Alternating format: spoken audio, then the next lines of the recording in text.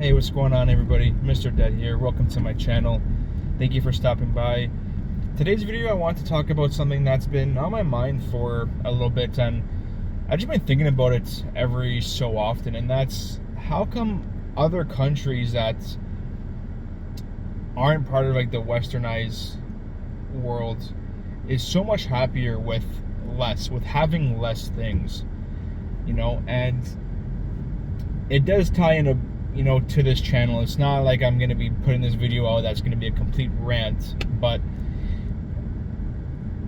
I was just thinking to myself, you watch food channel shows, you watch how other countries live their lives, and when they don't have that many things, when they're not so focused with being materialistic and trying to have the best technology or just have all these advancements, for some reason they seem happier.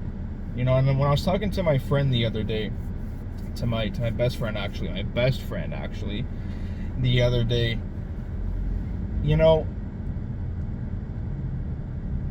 it's almost like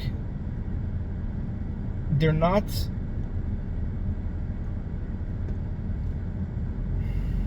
what's the word that I want to say? They're not influenced. I don't know if it's they're not influenced or that they're not sucked into that trap, of always wanting more and never being happy with what they have, because they're so focused on being content with the stuff they have in their lives at that moment, right? You think about places like Canada, the States, the westernized world, or the westernized part of the world, and everybody's trying to one up everybody. Everyone's trying to be the first person with the greatest technology, with the best car, with everything, and that's how people fall victim into getting into debt. That's how we fall victim of putting ourselves in a hole to make sure that we come across as we're successful, or that we're getting the best in life. But if you have to sacrifice your financial health and your mental health and your well-being to get to that certain status point, is it really worth it? Is it really worth you going in debt and causing that anxiety and that stress and putting all those negatives on your life just for that one positive? And at the end of the day, when you do that, who are you really doing it for? Are you doing it for yourself, or are you doing it to please other people? And majority of the time is we buy stuff that we can't afford to please or to impress other people that at the end of the day, they don't care about you. They don't care about me. Sure, they might see that, oh, you have this nice car, this nice watch, nice clothing, but is that really going to help you? Right? Are they really going to think back and say, oh, if so and so didn't have this kind of a car, or certain name brands of clothing, that they're going to remember you? Sure. And even if they make a comment, it's going to be for that day, for that hour, and sooner or later they're going to forget about it. And if you never see that person again, for sure they're going to forget about you. And when I was talking to my buddy the other night, I feel as if the big cities are what the issue is. You have places like in Canada, there's Toronto, Vancouver, Ottawa, and then in the States there's Seattle, New York, Miami, all those places where everyone is so materialistic. Everyone's so focused on their appearance and making sure that everybody has a good opinion on them in the moment because of what they have. And it spreads out. I almost think of it as it spreads out like a disease, or like a virus. And the central hub that's where everyone wants to be. That's where everyone tries to look the best and fit into that status quo. And then slowly but surely, it branches out. It kind of moves outwards as people aren't able to live in that particular city.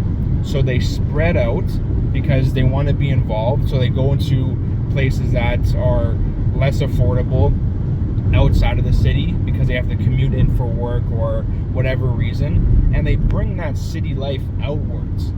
You know, if you go to the small towns and the small cities wherever you live, you see that life is a lot different. You know, it's a lot calmer, peaceful, more quiet. And then the closer you come in to the city, the more hustle bustle culture there is. Everyone's honking their horns, everyone's in a rush to go nowhere. But the further you go out, it's peaceful, it's nice, it's relaxing. But as time goes on, you know, everybody that moves into those cities, all that disappears, you know, because everyone's forced to move outwards, to commute inwards, and that kind of a small town lifestyle goes away. You know, and for example, you look at people that are in India. I know that, and when I make this comment, I'm not saying that everyone's happy, because everywhere you go in the world, there's always parts that are doing good and parts that are doing bad. However, even when there's parts that to our standards are doing bad, you see people with smiles on their faces. They don't drive the best cars. There's no Ferraris, you know, driving around there, or Lamborghinis, Bentleys, whatever car you want to picture. There's none of that. But people are so happy with what they have, and it's because they're not conditioned to always want more.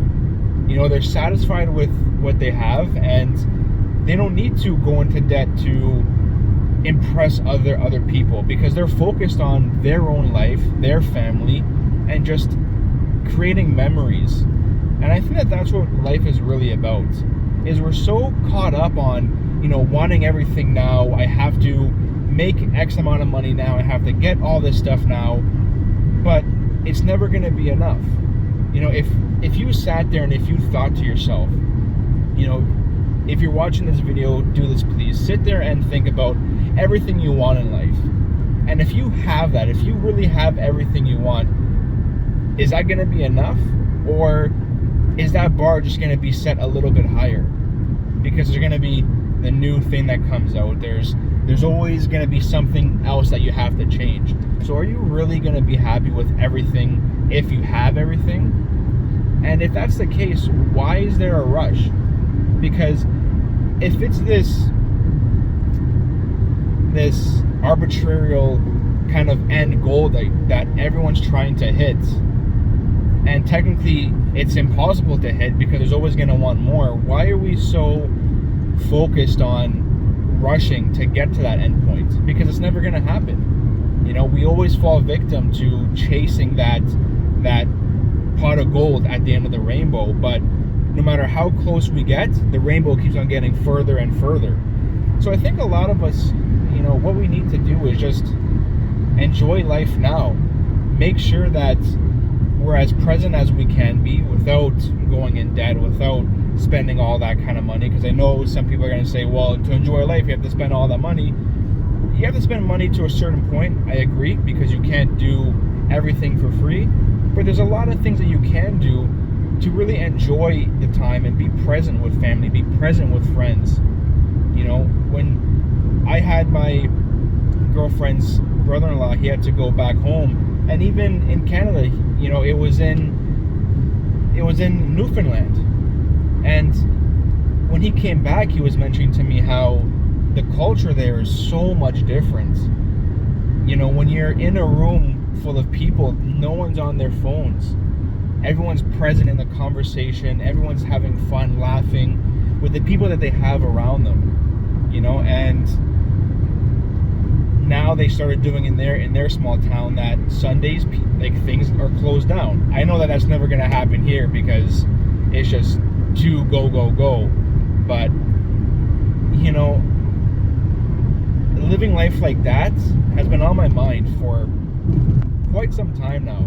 And if it's been on your mind too, you know, getting away from the so-called hustle culture and go to places that are a lot more quieter, calmer, and peaceful, let me know in the comment section below if you've been feeling that exact same way. Because that's something that's been on my mind, and just going to work every single day and thinking, you know, is this everything? Like, is this what it's supposed to be? Am I really supposed to go to work, never shut off because you have the work phone, because there's the work email, you know, and you have what, 4 hours to yourself in the evening? By the time you get home, fight traffic, have dinner, cook, clean, do anything you have to do around the house, you have maybe what, 2 hours? And some people, depending on the commute, you may not have any time. By the time you get everything done that you have to do, once you get home, there's no time to relax. You know, after that point, you have to set things aside, get ready for the next day, and the day repeats itself. And I don't know if that's the kind of life that I like to live, or that I want to live. You know, and it's just brings me back to that whole question on how come people in other countries that have less have so many more smiles on their faces than we do. That's a question that I've been thinking about a lot. And if any of you have been thinking about that, feel free once again to put a comment in the comment section below, because I really like to hear your thoughts on that subject. So that's my little rant on be content, making sure that you don't go into debt to please other people that ultimately don't care about you, and just be happy with what you have. That's a really huge thing that we need to keep in mind and be aware of when we move forward in life, and when you go down that debt-free journey. So if you like that, if you like this video, if you liked what I had to say, and if you want to join the community, please subscribe to the channel. If you like the video, like, comment, and share this with anyone else who you think needs to hear this. I look forward to making more content like this and helping those of you who are on your journey to becoming debt-free go down. And like always, everybody, shoulders back, chin up, and I'll see you on the next one.